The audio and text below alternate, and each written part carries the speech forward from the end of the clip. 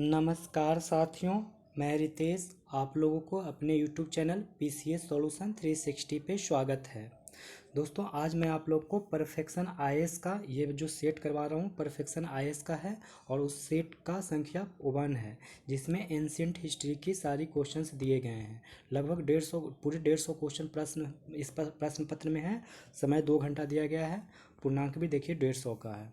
तो आप लोग इसको बनाएंगे और बनाने के बाद आंसर मिला लेंगे हमारे एक्सप्लेनेशन से और बताएंगे कमेंट बॉक्स में कि कितने मार्क्स आए। तो आज से आपको परफेक्शन आईएएस का भी प्रैक्टिस सेट मिलने लगेंगे। चिंता मत करिए, दृष्टि के अभी 5 ही सेट हुए हैं, लेकिन आपको आगे बचे हुए 10 सेट भी बहुत जल्द मिल जाएंगे। चलिए आगे हम शुरुआत करते हैं पहले क्वेश्चन के साथ। पहला क्वेश्चन देखिए, कह रहा है कि निम्नलिखित में से कौन सा युग्म सुमेलित है। तो कौन सा युग्म सही सुमेलित है ये बोर्ड पूछ रहा है। तो सुर कोटड़ा जेपी जोशी के द्वारा सुर कोटड़ा का खोजा गया था। और ये कब खोजा गया था जेपी जोशी के द्वारा? तो 1964 ईस्वी में खोजा गया था। और बाकी सारे के सारे गलत हैं, क्योंकि हड़प्पा का उत्खनन दयाराम साहनी ने किया था। हड़प्पा का उत्खनन दयाराम साहनी ने। धौलावीरा का उत्खनन कौन किया था? आर.एस. बिष्ट ने। धौलावीरा आर.एस. बिष्ट, हड़प्पा दयाराम साहनी। जेपी जोशी आपको पता ही हो गया, सुरकोटड़ा 1964 में। और लोथल को खोज किया था किन्होंने किया था? तो एस.आर. राव ने। तो चलिए सेकंड क्वेश्चन, निम्न पुरापाषाण काल के लोग निम्नलिखित में से किस उपकरण का उपयोग करते थे? तो चॉपर का। निम्न पुरापाषाण काल के लोग निम्नलिखित में से किस उपकरण का उपयोग करते थे? तो चॉपर का। महापाषाण कालीन अंत्येष्टि स्थल साक्ष्य प्रदान करते हैं। तो इसके आंसर क्या हो जाएंगे? ई। देखिए, आंध्र और उत्तरी दक्कन में लोहे का उपयोग करने वाले महापाषाणिक समुदायों ने जो नवपाषाणिक ताम्र पाषाणिक संस्कृतियों का अनुसरण करते थे, अस्थायी कृषि का आधार प्रदान किया और इन क्षेत्रों के रूपांतरण में सहायता की। 5वीं से 3री शताब्दी ईसा पूर्व के दौरान आंध्र के अधिकृत तटीय क्षेत्रों में उच्च उपज देने वाले धान की कृषि का आश्रय लिया गया। महापाषाणिक समाधान ने साक्ष्य प्रदान किए।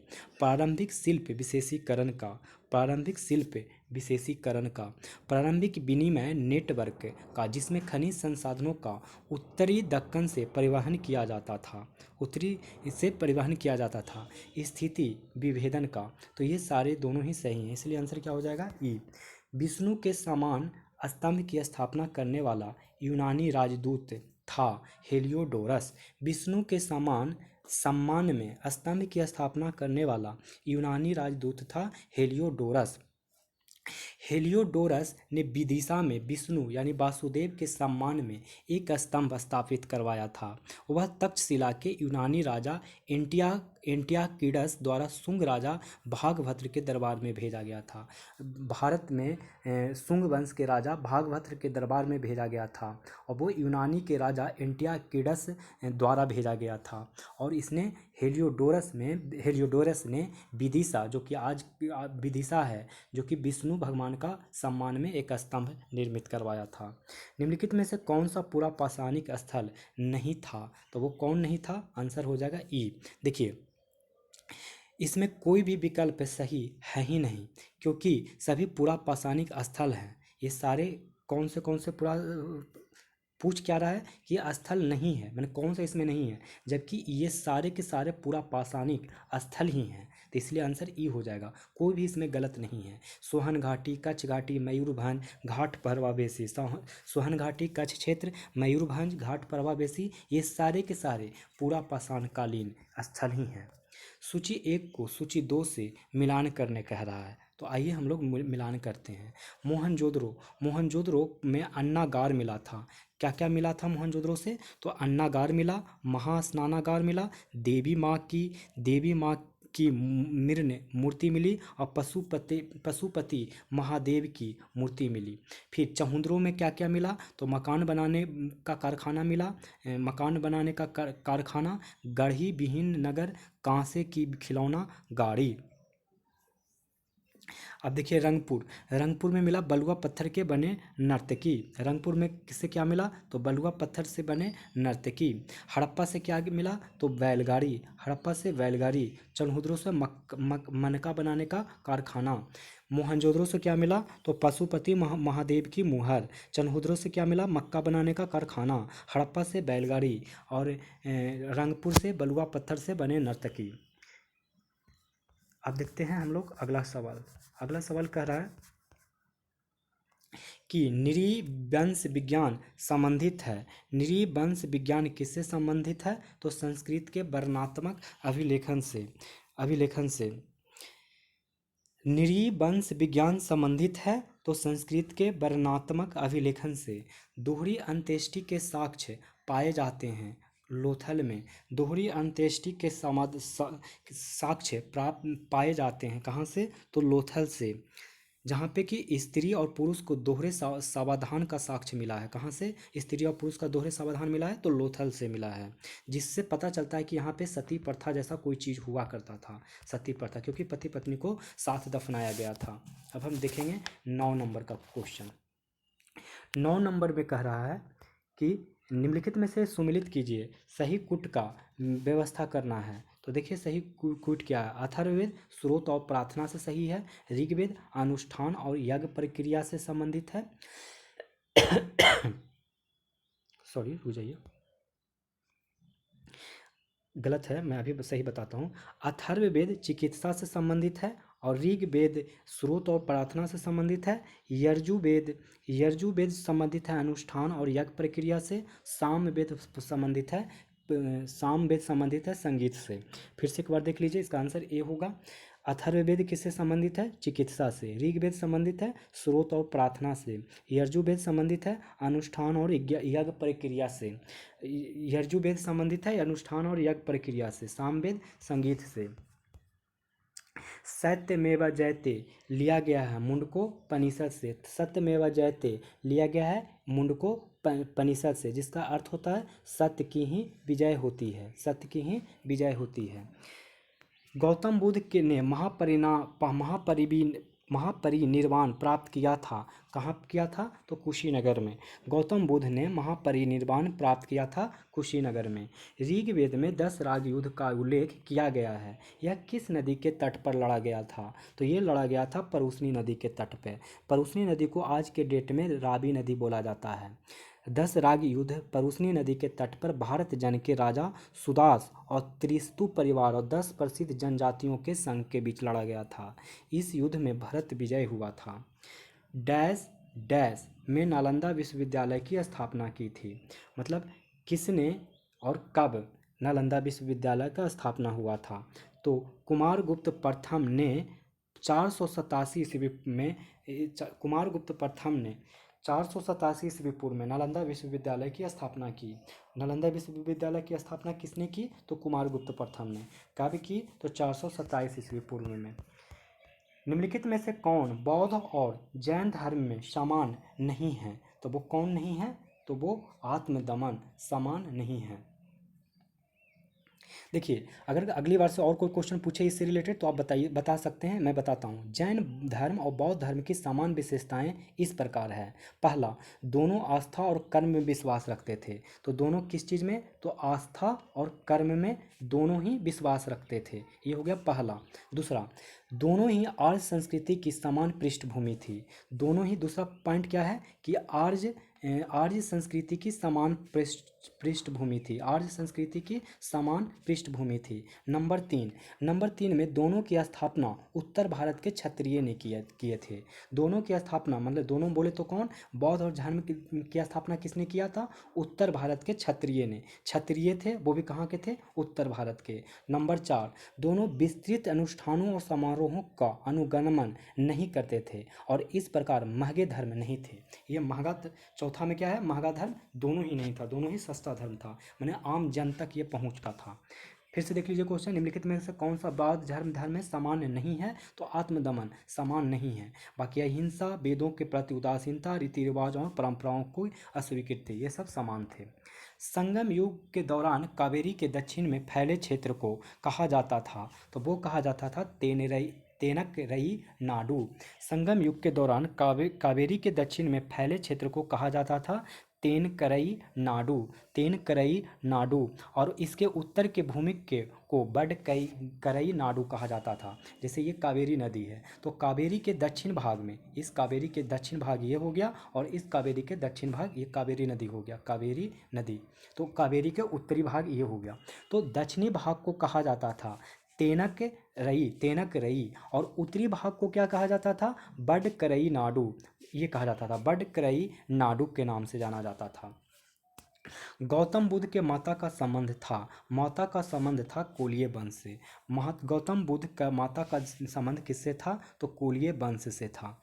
इनके पुत्र सुदोधन कपिल वस्तु के गणतांत्रिक राजा थे और माता महामाया कोलिय गणराज की राजधानी थी, कोलिय गणराज की राजकुमारी थी। पिता सुदोधन कपिल वस्तु के गणतांत्रिक राजा थे और माता महामाया कोलिय गणराज की राजकुमारी थी। और लुम्बिनी और गौतम बुद्ध का जन्म 563 ईस्वी पूर्व में, 563 ईस्वी पूर्व में यानी 563 ईस्वी में लुम्बिनी में शाक्य क्षत्रिय कुल में हुआ था।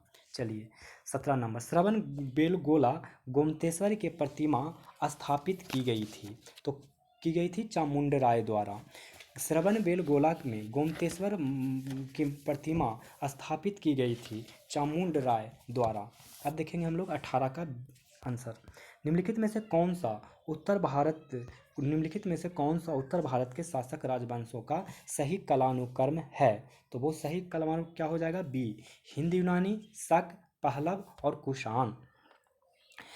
निम्नलिखित में से कौन सा उत्तर भारत के शासक राजवंशों का सही कालानुक्रम है, तो हिंद यूनानी, शक, पहलव और कुषाण। प्रथम बौद्ध संगीति हुई थी, प्रथम बौद्ध संगीति कब हुई थी, तो राजगिर में। प्रथम बौद्ध संगीति कब हुई, राजगिर में। सम्यक धारणा, सम्यक चरित्र और सम्यक ज्ञान के त्रिरत्न सिद्धांत द्वारा महिमा मंडित धर्म है, तब वो है जैन धर्म। सम्यक धारणा, सम्यक चरित्र और सम्यक ज्ञान के त्रिरत्न सिद्धांत द्वारा महिमा मंडित धर्म है जैन धर्म। आजीवक संप्रदाय की स्थापना किसने की थी, आजीवक संप्रदाय की स्थापना गोसाल मखलीपुत्र ने की। आजीवक संप्रदाय की स्थापना किसने की, तो गोसाल मखलीपुत्र ने की। जैन धर्म में पूर्ण ज्ञान कहलाता है कैवल्य, जैन धर्म में पूर्ण ज्ञान कहलाता है कैवल्य। निम्नलिखित में से कौन सा स्तूप स्थल भगवान बुद्ध के जीवन की किस घटना से संबंधित नहीं है, तो वो सांची से संबंधित नहीं है। देखिए निम्नलिखित में से कौन सा स्तूप स्थल भगवान बुद्ध के जीवन के किस घटना से संबंधित नहीं है, किसी घटना से संबंधित नहीं है, तो सांची। देखिए सांची का स्तूप अशोक ने बनवाया था, सांची का स्तूप किसने बनवाया था, तो अशोक ने। और कुशीनगर में गौतम बुद्ध ने महापरिनिर्वाण प्राप्त किया था, कुशीनगर में क्या प्राप्त किया था, महापरिनिर्वाण। सारनाथ में बुद्ध ने सबसे पहले धर्म का उपदेश दिया था, सारनाथ में बुद्ध ने सबसे पहले धर्म का उपदेश दिया। बोधगया में बुद्ध का ज्ञान की प्राप्ति हुई। 24 बौद्ध परंपराओं के अनुसार बुद्ध के सारथी कौन था, तो वो था चन्न। दिव्य सारथी राजकुमार सिद्धार्थ का शाही सेवक और प्रमुख सारथी था चन्न क्या था, तो दिव्य सारथी राजकुमार सिद्धार्थ का शाही सेवक और प्रमुख सारथी भी था। बौद्ध परंपराओं के अनुसार बुद्ध के सारथी कौन था, चन्न। स्यादवाद संबंधित है जैन धर्म से, स्यादवाद संबंधित है जैन धर्म से। निम्नलिखित में से कौन सी चीनी यात्री चीनी सम्राट के अनुमति के बिना भारत आया, लेकिन चीन वापस जाने के बाद सम्राट द्वारा गुप्त रूप से उसे क्षमा कर उसका सम्मानपूर्वक स्वागत किया गया था, तो वो था हुएनसांग। निम्नलिखित में से कौन सा चीनी यात्री चीनी सम्राट की अनुमति के बिना भारत आया था, लेकिन चीन वापस जाने के बाद सम्राट द्वारा गुप्त रूप से उसे क्षमा कर उसका सम्मानपूर्वक स्वागत किया गया था, तो कौन था, हेन स्वांग अपने राजा की जानकारी के बिना ही भारत और बिहार में नालंदा आया था, लेकिन जब वह वापस लौटा तो उसका गर्मजोशी से स्वागत किया गया। अशोक के ब्राह्मी में लिखा शिलालेख पहली बार किसके द्वारा पढ़ा गया था, तब वो पढ़ा गया था जेम्स प्रिंसेप द्वारा। अशोक का ब्राह्मी में लिखा शिलालेख पहली बार किसके द्वारा पढ़ा गया था, तो तो जेम्स प्रिंसेप द्वारा। निम्नलिखित में से किसने मंदिर निर्माण की बेसर शैली विकसित की? तो वो विकसित की चालुक्यों ने। निम्नलिखित में से किसने मंदिर निर्माण की बेसर शैली विकसित की? तो चालुक्यों ने। मुद्रा राक्षस लिखा गया था राक्षस लिखा गया था विशाखा दत्त द्वारा। मुद्रा राक्षस लिखा गया था विशाखा दत्त द्वारा। कौटिल्य का अर्थशास्त्र कितने अधिकरणों में विभाजित है? तो वो विभाजित है 15। कौटिल्य का अर्थशास्त्र 15 अधिकरणों में विभाजित है। अशोक के अभिलेखों में किस भाषा का प्रयोग किया गया है? तो प्राकृत। अशोक के अभिलेखों में किस भाषा का प्रयोग किया गया है? प्राकृत। कलिंग युद्ध की भयावहता का वर्णन करने वाला अशोक का शिलालेख है? तो वो है 13वां शिलालेख। कलिंग युद्ध की भयावहता का वर्णन करने वाला अशोक का शिलालेख है 13वां शिलालेख। सातवाहन युग के भूमि अनुदान अभिलेखों में निम्नलिखित में से किसका उल्लेख नहीं किया गया है? तो वो बिष्टी पर प्रतिबंध, ये उल्लेख नहीं किया गया है। बाकी जो उल्लेख किया गया है वो है सेना के प्रवेश पर प्रतिबंध, राजा के प्रशासनिक नियंत्रण पर प्रतिबंध, राजा के अधिकारियों द्वारा नमक खनन पर प्रतिबंध। फिर से क्वेश्चन सुनेंगे। सातवाहन युग के भूमि अनुदान अभिलेखों में निम्नलिखित में से किसका उल्लेख नहीं किया गया है? तो बिष्टी पर प्रतिबंध, ये उल्लेख नहीं किया गया है। बाकी सेना में के प्रवेश पर प्रतिबंध, राजा के प्रशासनिक नियंत्रण पर प्रतिबंध, राज के अधिकारियों द्वारा नमक खनन पर प्रतिबंध, ये उल्लेख किया गया है। कौन सा शिलालेख जल कर का विवरण देता है? तब वो है गढ़वाल अभिलेख। कौन सा शिलालेख जल कर का विवरण देता है? तो गढ़वाल। गढ़वाल क्षेत्र में राजा द्वारा कई कर लगाए गए थे। गढ़वाल अभिलेखों के अनुसार जल कर उनमें से एक था। जयचंद इसी वंश का अंतिम शक्तिशाली राजा था। सप्तांग सिद्धांत के अनुसार राज का 7वां भाग है। तो राज का जो 7वां भाग है वो क्या है? तो मित्र। राज का 7वां भाग क्या है? तो मित्र। कौटिल्य ने अर्थशास्त्र में राज का सप्तांग सिद्धांत प्रतिपादित किया। जटिल राजनीतिक जीवन में कौटिल्य ने 7 प्रमुख संरचनात्मक तत्वों की राजकारक के रूप में चुना, जो एक साथ राज शक्ति का गठन करते हैं। कौन से हैं वो 7 तत्व? तो स्वामी शासक, दूसरा अमात्य मंत्री, पहला स्वामी शासक, अमात्य मंत्री, तीसरा जनपद क्षेत्र और जनसंख्या, जनपद क्षेत्र और जनसंख्या, दुर्ग किला राजधानी नगर, दुर्ग किला राजधानी नगर। फिर नेक्स्ट कोष खजाना जिसको कहते हैं, दंड जिसको राज के आवरणिक शक्ति और मित्र सहयोगी राज का गठन करते हैं। निम्नलिखित में से किसने व्याख्या की कि पृथ्वी के अपनी धुरी के चारों ओर घूमने के कारण सूर्योदय और सूर्यास्त होता है? तो वो थे आर्यभट्ट।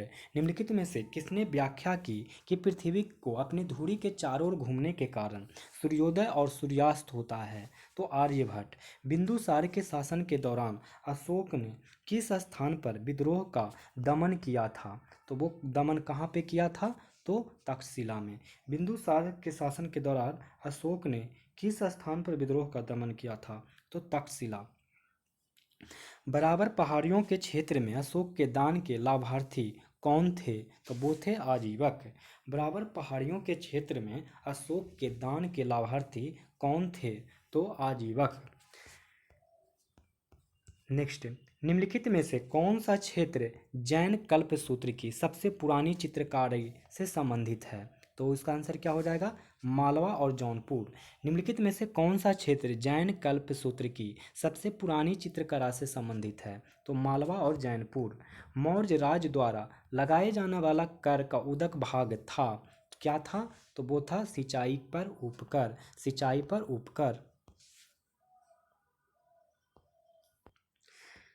निम्नलिखित युग्मों में से कौन युग्म सुमेलित है नहीं है? इसमें कौन सा युग्म सुमेलित नहीं पूछ रहा है? तो लौरिया नंदनगढ़ वृषभ, यही गलत है। इधर अशोक के स्तंभ दिए गए हैं और इधर स्तंभ के शीर्ष पर पशु।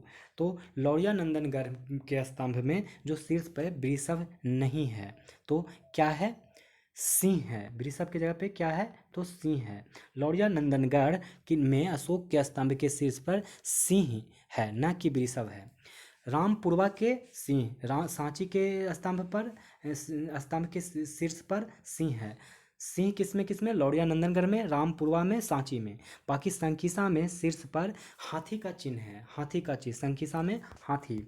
चंद्रगुप्त मौर्य के दरबार में आने वाला यूनानी राजदूत कौन था? तो वो था मेगास्थनीज। चंद्रगुप्त मौर्य के दरबार में आने वाला यूनानी राजदूत कौन था? तो मेगास्थनीज। अशोक के अधीन कलिंग प्रांत की राजधानी तोसाली को इस नाम से भी जाना जाता था। किस नाम से भी जाना जाता था? तो आंसर ई हो जाएगा। देखिए क्या करा क्वेश्चन, अशोक के अधीन कलिंग प्रांत की राजधानी तोसाली को इस नाम से भी जाना जाता था, सॉरी, तो ये नाम जाना जाता था धौली के नाम से, धौली के नाम से, धौली के नाम से भी जाना जाता था। अशोक के अधीन कलिंग प्रांत की राजधानी तोसाली को इस नाम से भी जाना जाता था, तो धौली। देखते हैं 44 नंबर क्वेश्चन, निम्नलिखित में से कौन सा शब्द भूमि से संबंधित नहीं है? तो भूमि से संबंधित नहीं है, कौन सा शब्द संबंधित नहीं है? देखिए भूमि से जो संबंधित शब्द है वो है बिबिता, बाता, उपवास, कृष्ट। भूमि से संबंधित सारे हैं, यानी ऑप्शन ई हो जाएगा। भूमि से संबंधित शब्द कौन से हैं? तो बिबिता, बाता, उपवास, कृष्ट। बिबिता, बाता, उपवास, कृष्ट, ये सारे भूमि से संबंधित हैं। जिसमें विविता पशुओं के लिए चारागाह भूमि है।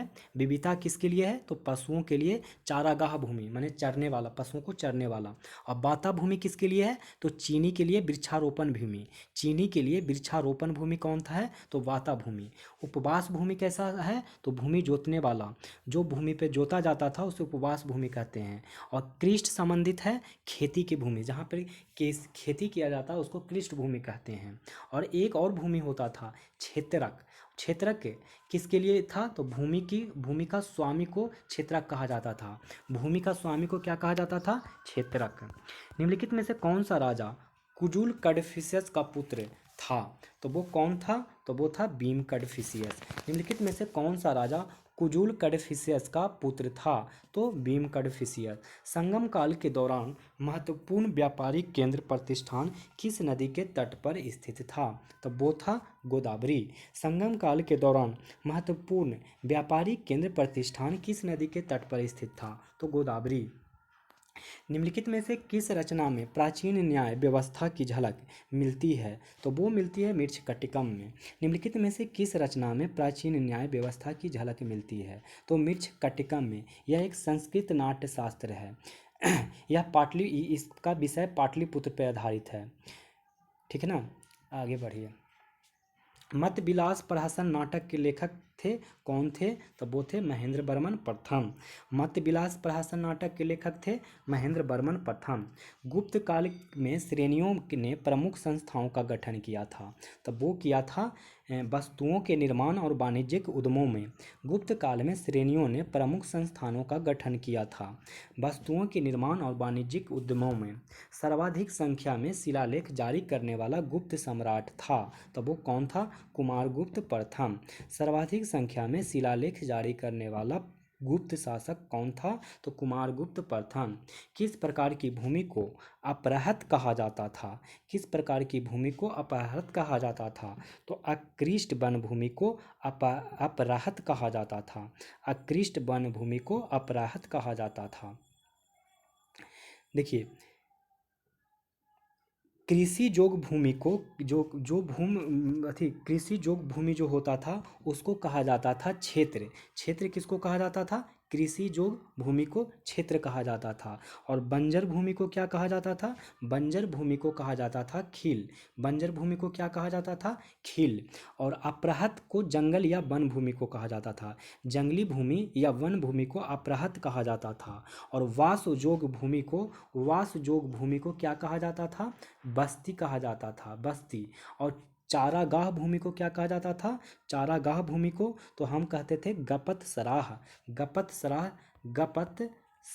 गपत सराह कहा जाता था चारागाह भूमि को। अगला सवाल, निम्नलिखित में से कौन सा एक एरिथ्रियन सागर का पेरिप्लस में उल्लेखित अंतर्देशीय बाजारों के लिए दक्षिण के मार्ग का प्रतिनिधि था? तब वो था प्रतिष्ठान और तगर। निम्नलिखित में से कौन सा एक एरीथ्रियन सागर का पेरिप्लस में उल्लेखित अंतर्देशीय बाजारों के लिए दक्षिण के मार्ग का प्रतिनिधि था? प्रतिष्ठान और तगर। हेन त्सुआंग ने किसके शासनकाल के दौरान पल्लव साम्राज्य का दौरा किया था? तो वो किया था नरसिंह वर्मन प्रथम ने। हुएन ने किसके शासनकाल के दौरान पल्लव साम्राज्य का दौरा किया था? तो नरसिंह वर्मन प्रथम ने। निम्नलिखित में से किस शिलालेख में हर्षवर्धन के खिलाफ पुलकेशिन द्वितीय की सैन्य सफलता का उल्लेख किया गया है? तो वो किया गया है ऐहोल अभिलेख में। निम्नलिखित में से किस शिलालेख में हर्षवर्धन के खिलाफ पुलकेशिन द्वितीय की सैन्य सफलता का उल्लेख किया गया है? तो ऐहोल अभिलेख। किस काल में सबसे बड़े पैमाने पर कृषि भूमि का विस्तार हुआ था? किस काल में सबसे बड़े पैमाने पर कृषि भूमि का विस्तार हुआ था? तो वो हुआ था गुप्त काल। किस काल में बड़े पैमाने पर कृषि भूमि का विस्तार हुआ था? तो गुप्त काल में। निम्नलिखित में सुमेलित कीजिए और सही कूट का चयन कीजिए। सही कूट का चयन करना है। तो देखिए, फाहियान जो हुआ था, फाहियान मृत्युदंड का फाहियान, देखिए कुछ यात्री आए, 3 यात्री आए थे, 3 यात्री के बारे में बता रहा है और भारत के संबंध में उनका अवलोकन। तो फाहियान ने मृत्युदंड का कोई प्रावधान नहीं था फाहियान के टाइम पे। अल बरूनी में भारतीयों इतिहास को कोई समझ नहीं थी, भारतीयों के कोई इतिहास का कोई समझ नहीं था अल बरूनी के समय में। और हेन त्सुआंग के समय में भारतीय आवश्यकता से अधिक निष्पक्षता का व्यवहार करते थे। फाहियान के समय में मृत्युदंड का कोई प्रावधान नहीं था और अल बरूनी के समय में भारतीयों को इतिहास की कोई समझ नहीं थी और हेन त्सुआंग भारतीय आवश्यकता से अधिक निष्पक्षता का व्यवहार करते थे। ऋग्वेद के संबंध में निम्नलिखित में कौन सा कथन सत्य है? तो वो है, इसमें 10 मंडल हैं। ऋग्वेद में 10 मंडल हैं। ऋग्वेद में यब को जौ कहा जाता था। ऋग्वेद में यब को जौ कहा जाता था, गेहूं नहीं कहा जाता था। तो ऋग्वेद में यब को जौ के लिए प्रयोग होता था। ऋग्वेद में स्त्री और पुरुष दोनों का योगदान था। ऋग्वेद में अनुष्ठान दिए गए हैं। हम देखते हैं 58 नंबर क्वेश्चन। गुप्तों द्वारा जारी किए गए चांदी के सिक्कों को कहा जाता था? तब वो कहा जाता था रूपक। गुप्तों द्वारा जारी किए गए चांदी के सिक्कों को कहा जाता था रूपक। निम्नलिखित में से कौन से युग में सुमेलित है? तो वो है 59 का डी। ये पूर्वी मीमांसा जैमिनी से संबंधित हैं। पूर्वी मीमांसा का कौन है? तो जैमिनी इसके संस्थापक हैं। मैं आपको प्रतिपादक ऑलरेडी पहले भी याद करवा दिया हूँ और आज भी फिर से याद करवा देता हूँ। न्याय दर्शन के गौतम, न्याय के गौतम, वैशेषिक के कनाद, सांख्य के कपिल, योग के पतंजलि, पूर्वी मीमांसा के जैमिन, उत्तर मीमांसा जिसको वेदांत कहते हैं, वेदांत भी कहते हैं, महर्षि व्यास, उत्तरी मीमांसा यानी वेदांत, महर्षि व्यास। चलिए अगला सवाल। कौन सा अरब यात्री पाल साम्राज्य को रूमा कहता है? तो वो कहता है सुलेमान ने। कौन सा अरब यात्री पाल साम्राज्य को रूमा कहता है? सुलेमान। सूर्यवर्मन द्वितीय के शासनकाल में बनाया जाने वाला विशाल मंदिर था। सूर्यवर्मन द्वितीय के शासनकाल में बनाया जाने वाला विशाल मंदिर था, तब वो था अंकोर वाट मंदिर। सूर्यवर्मन द्वितीय के शासनकाल में बनाया जाने वाला विशाल मंदिर था अंकोर वाट मंदिर। अब निम्नलिखित को सुमेलित करने कह रहा है, सही कूट का चयन करने कह रहा है। तो देखिए 62 का आंसर जो हो जाएगा, देख लीजिए क्या आंसर हो जाएगा। 3 4 2 1 आंसर हो जाएगा, ये डी वाला ऑप्शन। तो गढ़वाल का कन्नौज, चौहान का अजमेर,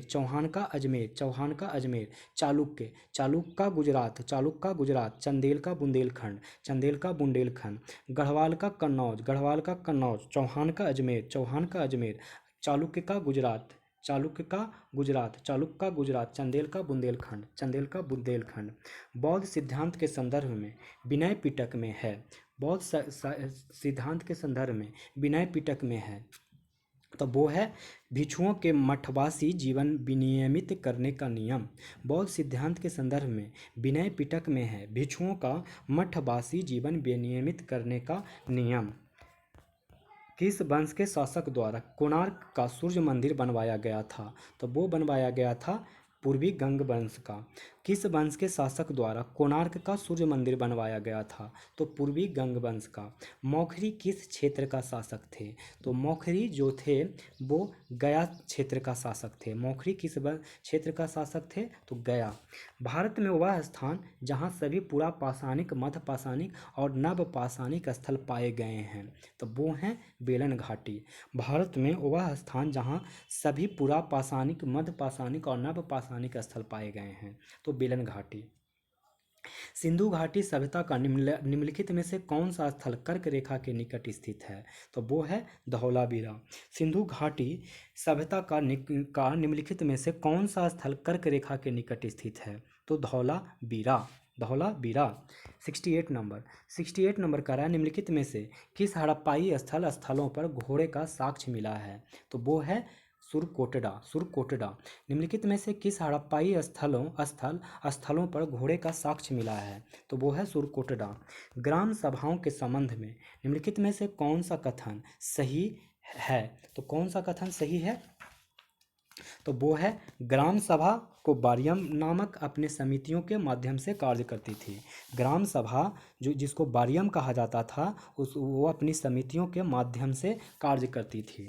सूची 1 को सूची 2 से सुमेलित कीजिए और नीचे दिए गए कूट के सही उत्तर का चयन कीजिए। तो 70 का आंसर क्या हो जाएगा?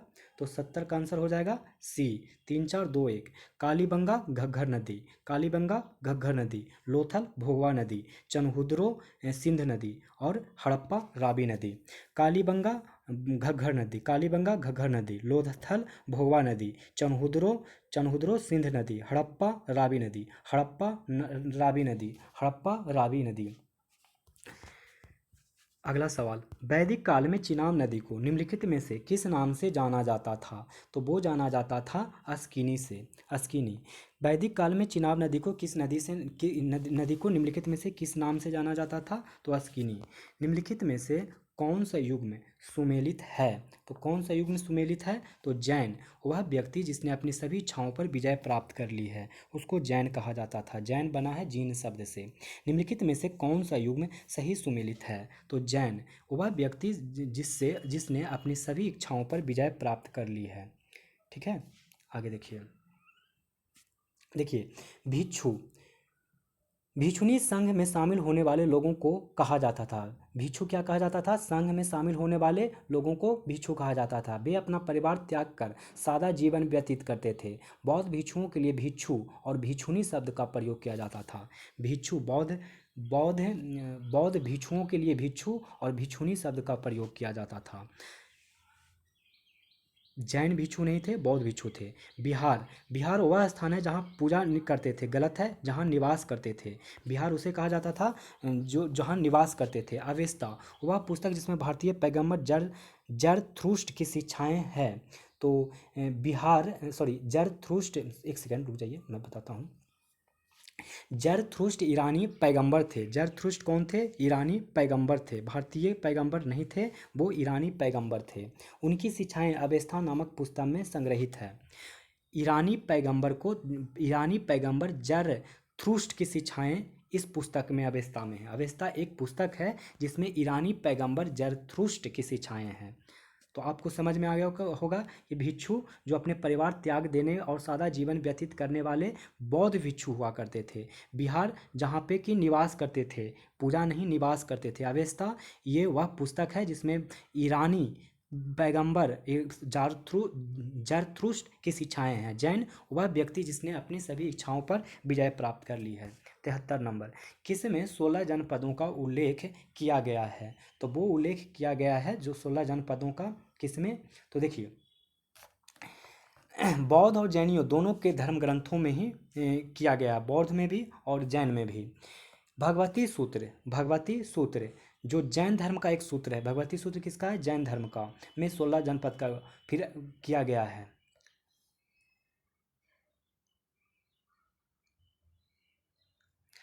अब देखिए, एक सेकंड, बौद्ध धर्म का दीर्घ निकाय कौन है? ये तो ये दोनों में ही बौद्ध का ये है और ये जैन का है, तो इसमें 16 जनपदों का किया, इसलिए आंसर ई हो जाएगा। अब हम लोग देखेंगे 74 का क्वेश्चन। निम्नलिखित में से मगध राजवंशों को कालानुक्रमिक क्रम में व्यवस्थित कीजिए और नीचे दिए गए सही कूट का चयन कीजिए। तो वो हो जाएगा आंसर डी, 4-1-3-2, 4-1-3-2। देखिए आप लोग को इसके बारे में हम याद करवाए थे, हसीन मसूकसा, हसीन मसूकसा, हसीन मसूक सा, हसीक मसूक सा, आप लोग को ये याद करवाए थे। तो उसके अनुसार सरिया लीजिए। हर्यक, फिर हर्यक के बाद आता है शिशुनाग नहीं है तो नंद है, नंदवंश।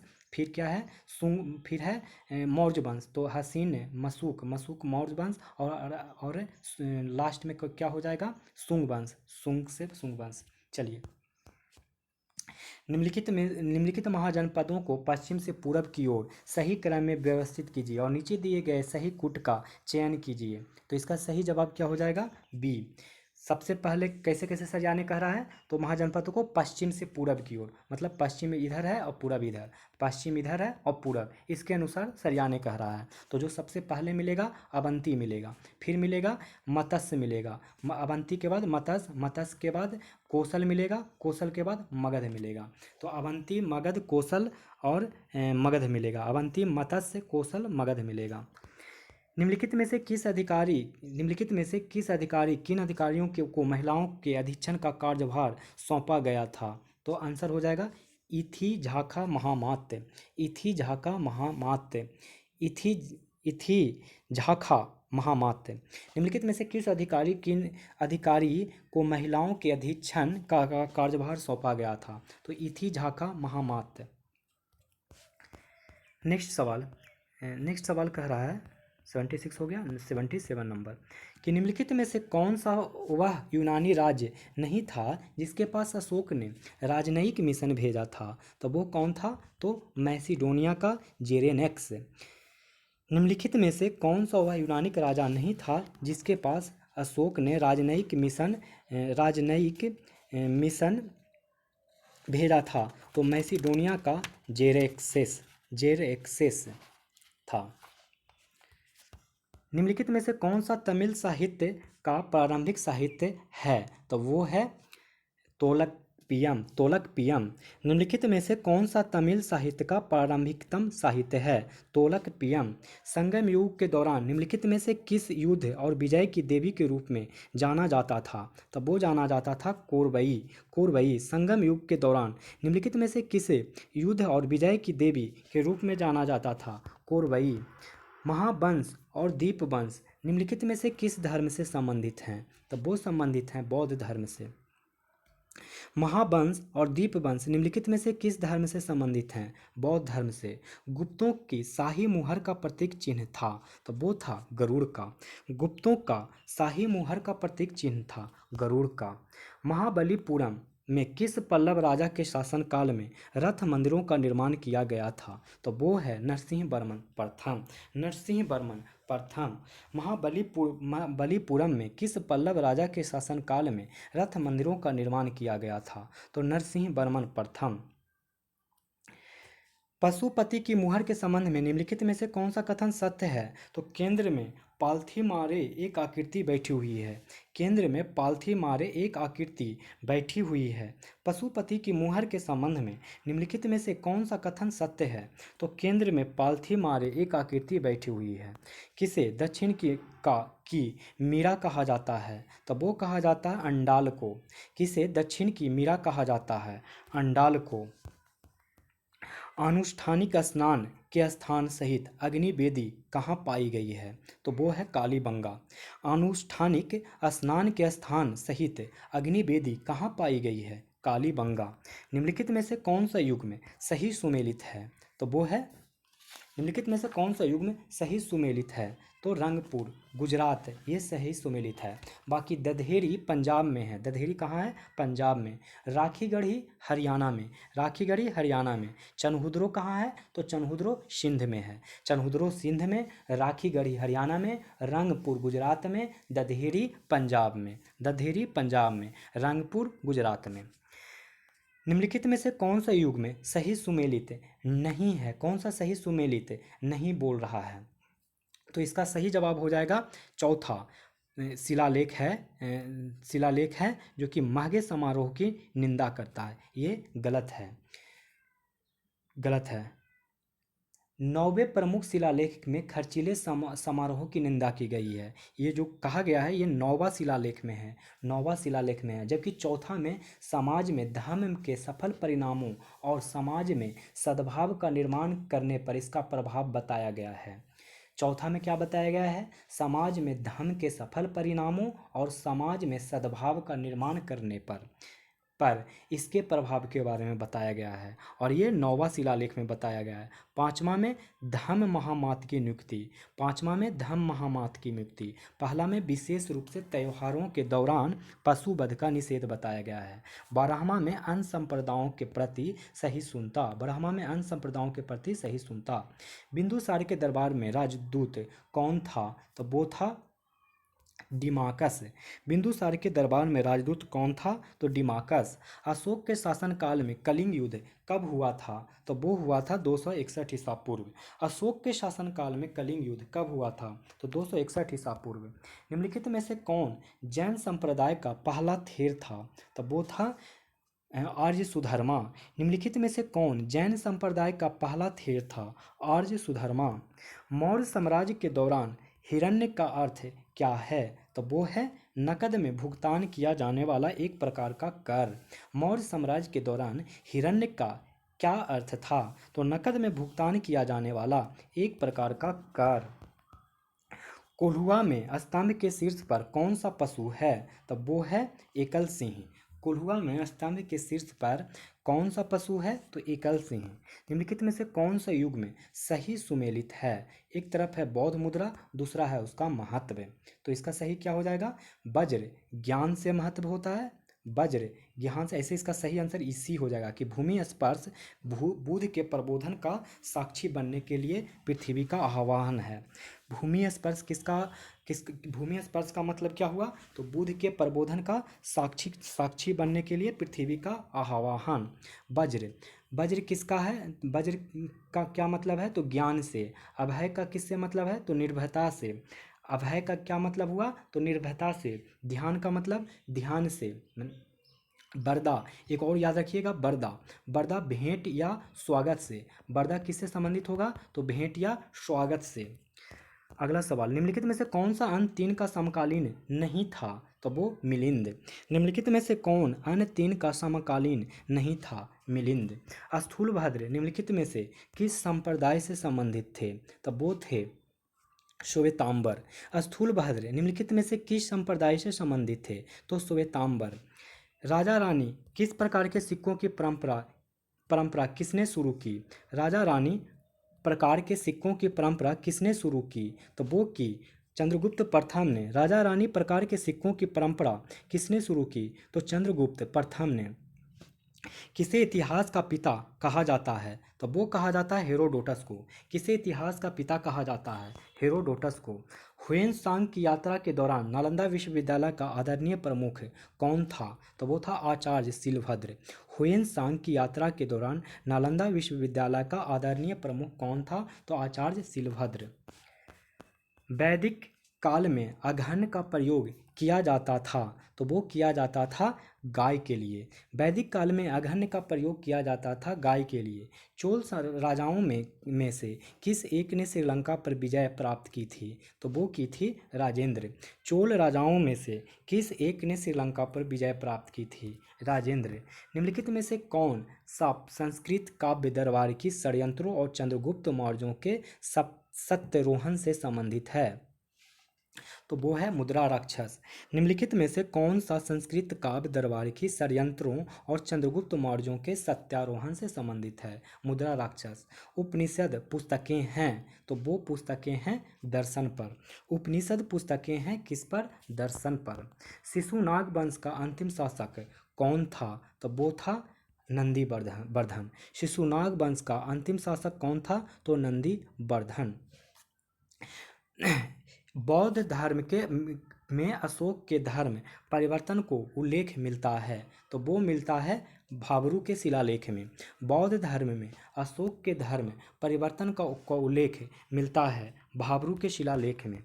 एलोरा में चट्टानों को काटकर बनाई गई गुफाएं और मंदिर है, वो मंदिर है हिंदू, बुद्ध, बौद्ध और जैन धर्म के। एलोरा के चट्टानों को काटकर बनाई गई गुफाएं और मंदिर है हिंदू, बौद्ध और जैन धर्म के। निम्नलिखित में से पहला हूण राजा कौन था? तो वो था तोरामन। निम्नलिखित में से पहला हूण राजा कौन था? तोरामन। निम्नलिखित में से अशोक के किस शिलालेख में उसके नाम अशोक का उल्लेख है? तो वो है मस्की के लघु शिलालेख में। निम्नलिखित में से अशोक के किस शिलालेख में उसके नाम अशोक का उल्लेख है? मस्की के लघु शिलालेख में। ऋग्वेद संहिता का 9वां मंडल समर्पित है, तो वो है सोम को। ऋग्वेद संहिता का 9वां मंडल समर्पित है सोम को। गोत्र शब्द पहली बार मिलता है, वो मिलता है ऋग्वेद में। ऋग्वेद में गोत्र शब्द पहली बार मिलता है ऋग्वेद में। निम्नलिखित में से कौन सा आरोही क्रम में ऋग्वैदिक संस्कृति का सही राजनीतिक संरचना है? तो वो है इसका बी। पहला कुल, उसके बाद ग्राम, ग्राम के बाद 20 के बाद जन के बाद राष्ट्र, जन के बाद राष्ट्र। कुल 110 का आंसर बी। कुल जिसको परिवार कहा जाता है, परिवार से फिर बड़ा होकर गांव हो जाता है ग्राम, ग्राम से फिर एक कबीला बन जाता है जिसको 20 कहते हैं, कबीला से बड़ा होकर लोग बन जाते हैं जिसको जन बोलते हैं, और जन से भी बड़ा हो जाता है राष्ट्र जिसको देश बोलते हैं। तीसरे तमिल संगम के अध्यक्ष कौन थे? तीसरे तमिल संगम के अध्यक्ष नक्कीरर थे। तीसरे संगम का जो कि उत्तरी मदुरई में आयोजित हुआ था तमिल संगम, और जिसके अध्यक्ष थे नक्कीरर। मदुरई निम्नलिखित में से किस राजवंश की राजधानी थी? तो वो थी पांड्य। मदुरई निम्नलिखित में से किस राजवंश की राजधानी थी? पांड्य। पृथ्वी प्रथम वीर की उपाधि धारण की गई थी, तो वो की गई थी समुद्रगुप्त द्वारा। पृथ्वी प्रथम वीर की उपाधि धारण की गई थी समुद्रगुप्त द्वारा। निम्नलिखित में से कौन सा धार्मिक ग्रंथ प्रश्नोत्तर रूप में है? निम्नलिखित में से कौन सा धार्मिक ग्रंथ प्रश्नोत्तर रूप में है? तो वो है अभिधम्म पिटक। निम्नलिखित में से कौन सा धार्मिक ग्रंथ प्रश्नोत्तर रूप में है? अभिधम्म पिटक। महाभाष्य निम्नलिखित में से किससे संबंधित है? महाभाष्य निम्नलिखित में से किससे संबंधित है? तो व्याकरण से। महाभाष्य निम्नलिखित में से किससे संबंधित है? तो व्याकरण से। किस अभिलेख में यह ज्ञात होता है कि एक गुप्त शासक ने हुनों को हराया था? तब वो होता है भीतरी स्तंभ लेख से। किस अभिलेख में यह ज्ञात होता है कि एक गुप्त शासक ने हुनों को हराया था? तो भीतरी स्तंभ लेख से। निम्नलिखित में से किसका हर्षवर्धन का श्रेय नहीं दिया जाता है? निम्नलिखित में से किसका हर्षवर्धन का श्रेय नहीं दिया जाता है? तो हर्षचरित्रम के रूप में हर्षवर्धन का श्रेय नहीं दिया जाता है। बाकी नागनंद रत्नावली और प्रियदर्शिका हर्षवर्धन की रचना है। बाणभट्ट और मयूर हर्ष द्वारा संरचित विद्वान थे। हर्षवर्धन ने बाणभट्ट और मयूर को संरक्षण दिया था। प्रसिद्ध कृति हर्षचरित्रम की रचना बाणभट्ट ने की थी। हर्षचरित्रम की रचना बाणभट्ट ने, इसमें हर्षवर्धन के जीवन का चित्रण किया गया था। कालिदास के निम्नलिखित में से किस ग्रंथ में सती प्रथा का उल्लेख किया गया है? तो कुमार संभवम में सती प्रथा का उल्लेख किया गया है। तो 119 नंबर। बौद्ध धर्म में पातिमोक्ष किससे संबंधित है? तो वो संबंधित है अनुशासन से। बौद्ध धर्म में पातिमोक्ष किससे संबंधित है? अनुशासन से। भारत के प्राचीन इतिहास के संदर्भ में धर्मघोष शब्द द्योतक है। किसका द्योतक है? तो धर्म के माध्यम से विजय का द्योतक है। भारत के प्राचीन इतिहास के संदर्भ में धर्मघोष शब्द द्योतक है, धर्म के माध्यम से विजय का। निम्न में से कौन सा शासक प्रयाग प्रशस्ति से संबंधित है? तो वो संबंधित है समुद्रगुप्त। निम्नलिखित में से कौन सा शासक प्रयाग प्रशस्ति से संबंधित है? समुद्रगुप्त। पाषाण युग में निम्नलिखित में से किस युग में आम तौर पर सूक्ष्म पाषाण सबसे अधिक मिले हैं? तो वो मिले हैं मध्य पाषाणिक। पाषाण युग में निम्नलिखित में से किस युग में आमतौर पर सूक्ष्म पाषाण सबसे अधिक मिले हैं? मध्य पाषाणिक। निम्नलिखित कथनों पर विचार कीजिए और सही कथनों को पहचान करने कह रहा है। तो इसका आंसर क्या हो जाएगा? इसका आंसर हो जाएगा कि चैत्य शुरू में काष्ठ वास्तुकला से संबंधित थे। निम्नलिखित कथनों पर विचार कीजिए और सही कथनों की पहचान कीजिए। चैत्य शुरू में काष्ठ वास्तुकला से संबंधित थे। निम्नलिखित में से कौन चंद्रगुप्त द्वितीय के दरबार को सुशोभित नहीं करता था? तो वो कौन था? तो वीरसेन। निम्नलिखित में से कौन चंद्रगुप्त द्वितीय के दरबार को सुशोभित नहीं करता था? तो वीरसेन। निम्नलिखित युग्मों पर विचार कीजिए और गलत विकल्प की पहचान कीजिए। तो कौशल, काशी, ये गलत कथन है। सही कथन क्या क्या है? तो सुन लीजिए इसका आंसर। लिच्छवी प्राचीन भारत के बज्जी प्रधान के साथ में काम करने वाले शासक कुलों में सर्वाधिक प्रसिद्ध कुल थे। वैशाली। वैशाली लिच्छवियों की राजधानी थी। वैशाली कहाँ की राजधानी थी? लिच्छवियों की राजधानी थी। महिष्मती अवंती साम्राज्य के दक्षिण भाग में सबसे महत्वपूर्ण नगर था। राजगीर को मूल रूप से गिरिब्रज के नाम से जाना जाता था और यह वर्तमान में नालंदा जिले में एक शहर और अधिसूचित क्षेत्र है। यह कभी मगध की राजधानी हुआ करता था। मगध, गिरिब्रज, अवंती, महिष्मती, बज्जी, वैशाली। ठीक है। अच्छा चलिए अगला सवाल 126। कौन सा कथन गुप्त काल का चित्रकला से संबंध सही नहीं बोल रहा है? तो इसका आंसर हो जाएगा दृश्य मुख्य रूप से केवल शाही दरबारों को ही दर्शाते हैं। सही नहीं कौन है? तो दृश्य मुख्य रूप से केवल शाही दरबारों को ही दर्शाते हैं। दृश्य शाही दरबारें महलों के साथ साथ आम जनता दोनों का चित्रण करते हैं। इसमें कह रहा है ऑप्शन में कि दृश्य मुख्य रूप से केवल शाही दरबार, जबकि ये गलत है। आम जनता का भी चित्रित करते हैं। बाकी ये जो 3 दिख रहे हैं ये सारे के सारे सही हैं। देख लीजिए, अजंता और बाघ की गुफाओं में पहली और 7वीं शताब्दी ईस्वी के बीच चित्रकारी की गई थी। अजंता और बाघ की गुफाओं में पहली और 7वीं शताब्दी ईस्वी के बीच चित्रकारी की गई थी।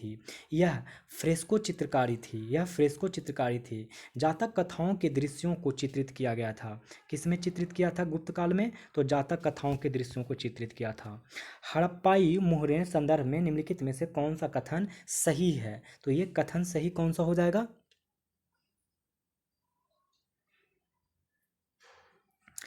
तो कौन सा सही है? तो इसको छोड़ के बाकी सब सही है।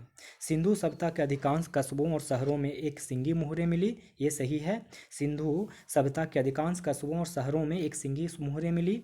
दूसरा, मोहरों पर न केवल वृषभ बल्कि हाथी, गैंडा, कुब्बर रहित सांड और बाघ के चित्र भी उत्कीर्णित हैं, ये भी सही है।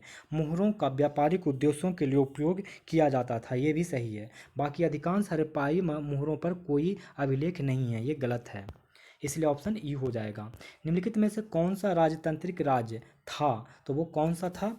निम्नलिखित में से कौन से राजतांत्रिक राज्य था? तो वो था मगध। निम्नलिखित में से कौन सा राजतांत्रिक राज्य था? तो मगध। गुप्त साम्राज्य के संबंध में निम्न कथनों में से कौन सा कथन सही है? तो वो कथन सही है, गुप्त साम्राज्य की संस्कृति ब्राह्मण धर्म के चारों ओर घूमती थी। गुप्त साम्राज्य के संदर्भ में निम्नलिखित में से कौन सा कथन सही है? तो गुप्त साम्राज्य की संस्कृति ब्राह्मण धर्म के चारों ओर घूमती थी।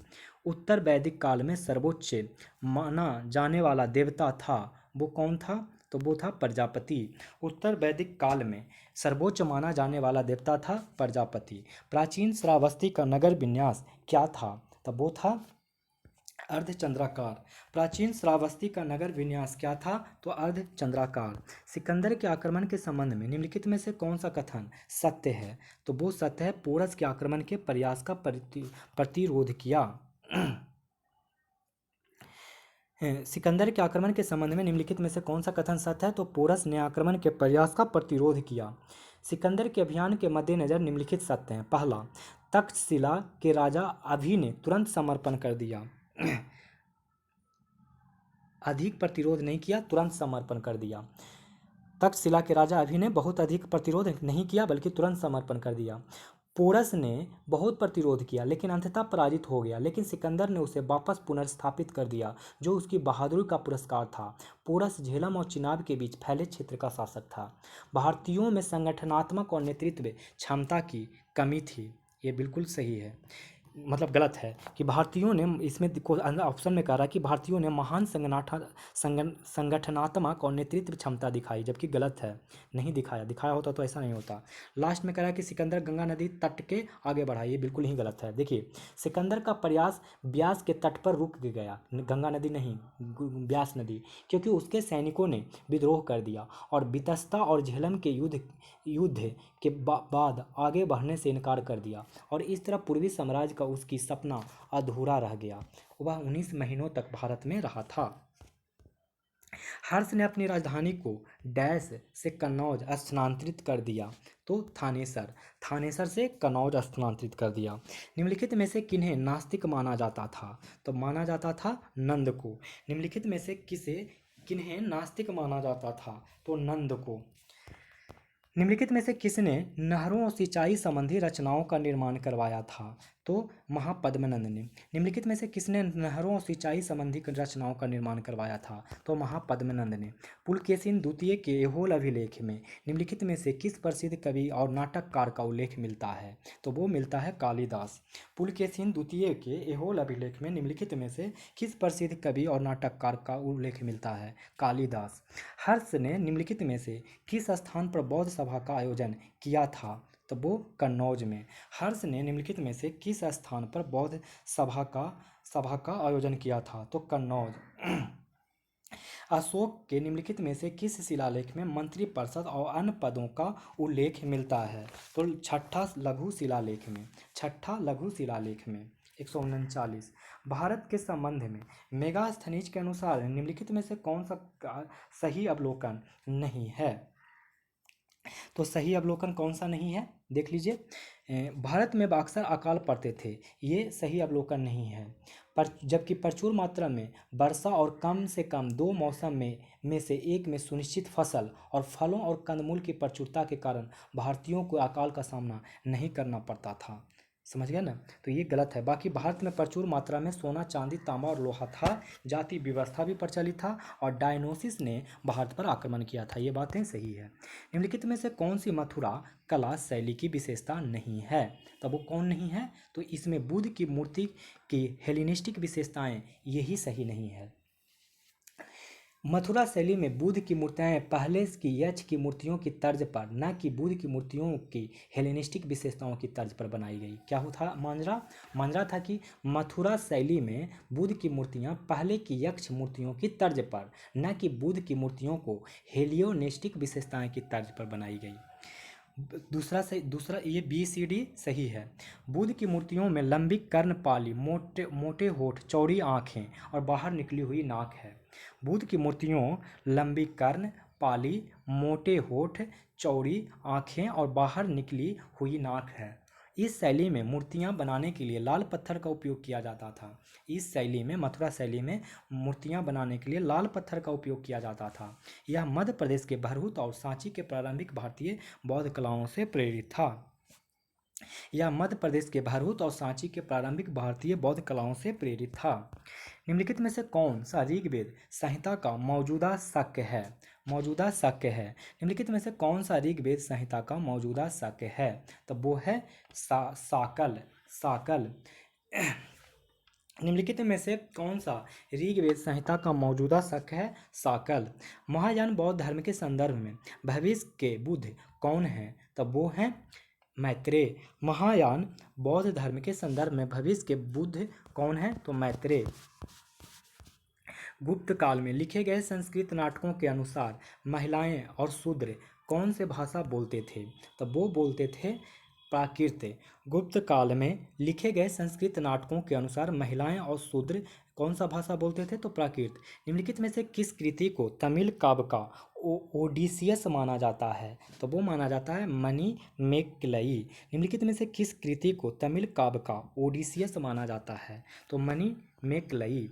अंजीरा, तोगो, निंदोबारी डैश क्षेत्र में स्थित हड़प्पा सभ्यता के प्रारंभिक स्थल हैं? तो वो हैं बलूचिस्तान।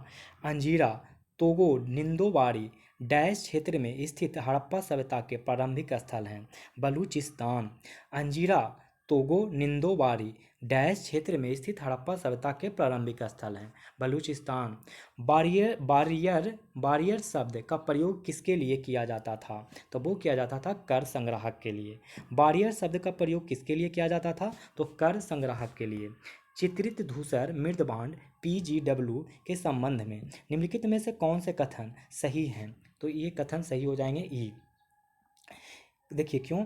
क्योंकि बताते हैं आंसर। बी और डी सही हैं, बी ए वाला दोनों सही हैं, बाकी सारे गलत हैं।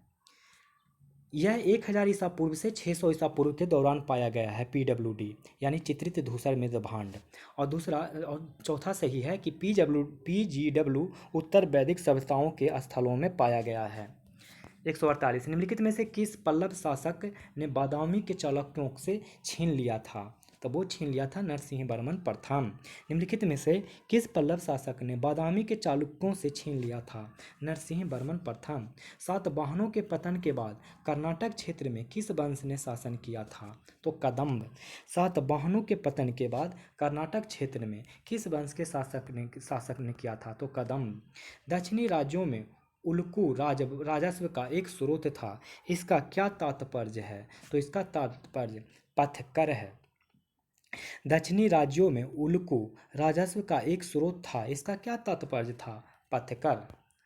तो इस तरीके से दोस्तों परफेक्शन IAS का हमने आप लोग को पहला सेट प्रैक्टिस करवा दिया, जिसमें आप लोग को एंशिएंट हिस्ट्री के सारे 150 क्वेश्चन थे। अब आपको जल्द ही सेट 2 के भी प्रैक्टिस सेट मिल जाएंगे, जिसमें भी मेडावल हिस्ट्री के 150 क्वेश्चन होंगे। तो आप लोग को अगर ये वीडियो पसंद आ रहा हो तो लाइक करें, और चैनल पे नए हो तो सब्सक्राइब करें, और दोस्तों को भी शेयर करें। अगर कोई सजेशन देना चाहते हो तो कमेंट बॉक्स में कमेंट करें। तो आप लोग को अब इस छोड़े चलता हूँ इस उम्मीद के साथ कि आप लोग अपना चरित्र इस प्रकार बनाएंगे कि महिलाएं आपके साथ होने से सुरक्षित महसूस करेगी। धन्यवाद।